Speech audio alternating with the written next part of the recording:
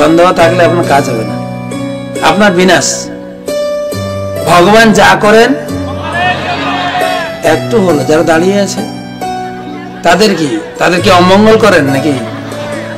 যদি বলেন তাহলে মঙ্গল হবে, নাহলে অমঙ্গল হবে। তো ভগবান যা করেন, বাবা এটাও বলাতে এত চার্জ দিতে হচ্ছে।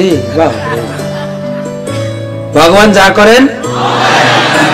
তো মন্ত্রী সব সময় বলতেন, যখন রাজা কোনো রাজ্য জয় করে আসতেন, কোথায় শিকার করে আসতেন, কোথায় ভালো কাজ করে আসতেন, মন্ত্রী কি বলতেন?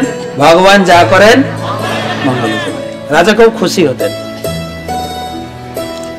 যখন আপনার ভালো কিছু হয়, লাভ কিছু হয়, তখন যদি বলে ভগবান যা করে মঙ্গলের জন্য, এটা শুনতে ভালো লাগে।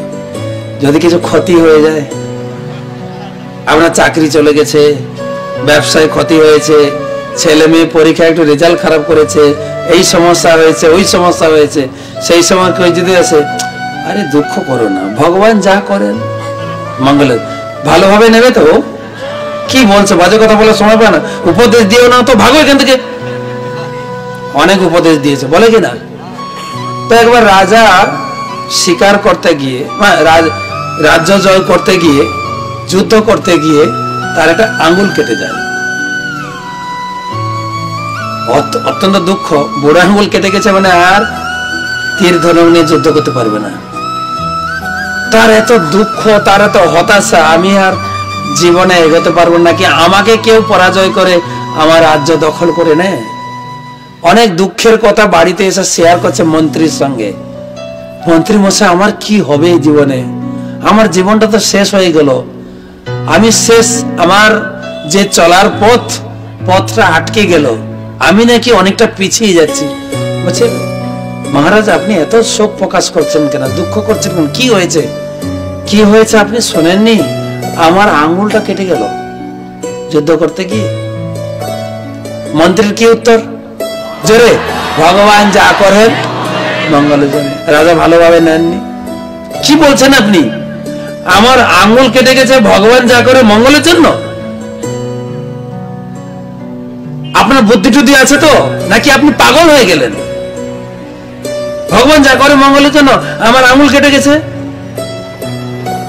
আপনার একটা জ্ঞান নেই, কিভাবে কথা বলতে হয় জানেন না।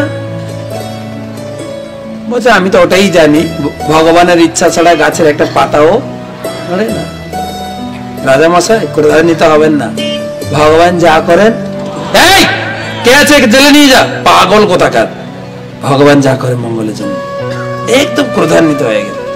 একদম পুলিশ এসে তাকে হাত কড়াই দিয়ে নিয়ে যাচ্ছে। আর নিয়ে যাওয়ার সময়ও বলছে ভগবান যা করেন। রাজা বলছেন, দেখো লোকটা সত্যিকারই পাগল হয়েছে, জেলে যাচ্ছে তবুও বলছে ভগবান যা করেন।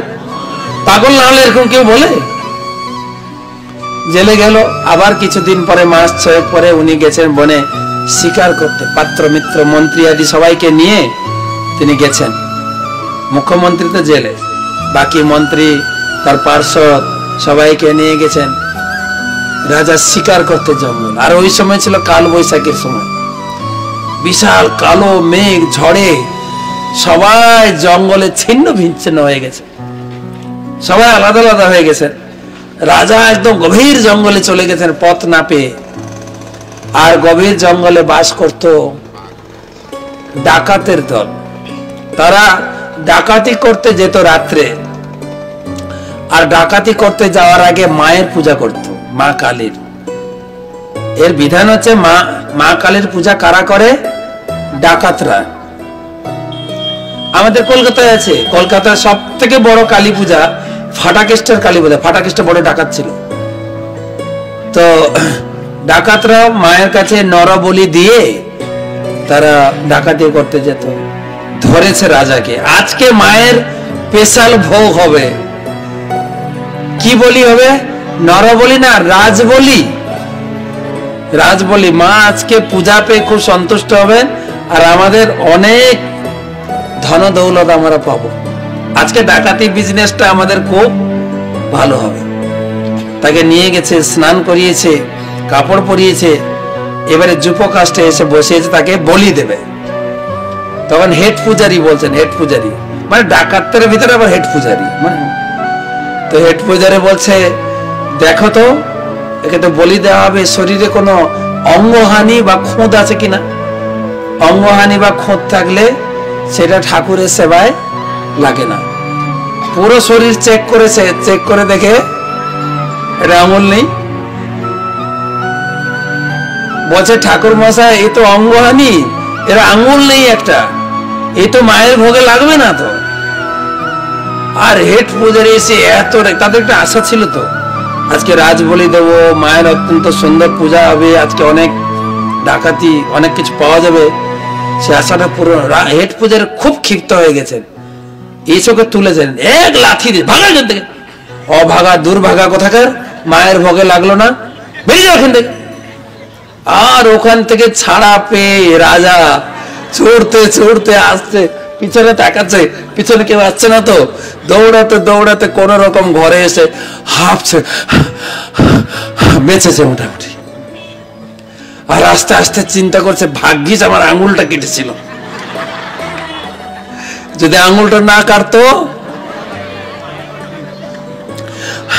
হাঁপাচ্ছে, হাঁপাতে হাঁপাতে মনে করছে, আরে সেদিন যে মন্ত্রী যা বলেছিল ঠিক বলেছিল, মন্ত্রীকে রাখো, মন্ত্রীকে জেল থেকে নিয়ে আসো। একদম সবার সামনে হাঁপাতে হাঁপাতে পুরো জীবন কাহিনী শোনাচ্ছে। আমরা শিকার করতে গেলাম, জঙ্গলে কিভাবে হারিয়ে গেলাম, তারপরে আমি ধরা খেলাম, সেই ডাকাতরা আমাকে ধরে নিয়ে গেল, তারপরে তো আমাকে বলি দিতে গেল, কিন্তু বলি দিতে গিয়ে দেখে আমার অঙ্গহানি, আঙুল নেই, আমাকে ছেড়ে দিল, না হলে আমি একটা বাঁচতাম না, আমার আঙুল কেটেছিল বলে বেঁচে গেলাম। ব্যাস, সবাই খুব খুশি। তখন রাজা হাত জোড় করে বলছেন মন্ত্রীকে, মহামন্ত্রী, মহামন্ত্রী আমাকে ক্ষমা করুন, আপনার বাক্যই ঠিক, ভগবান যা করেন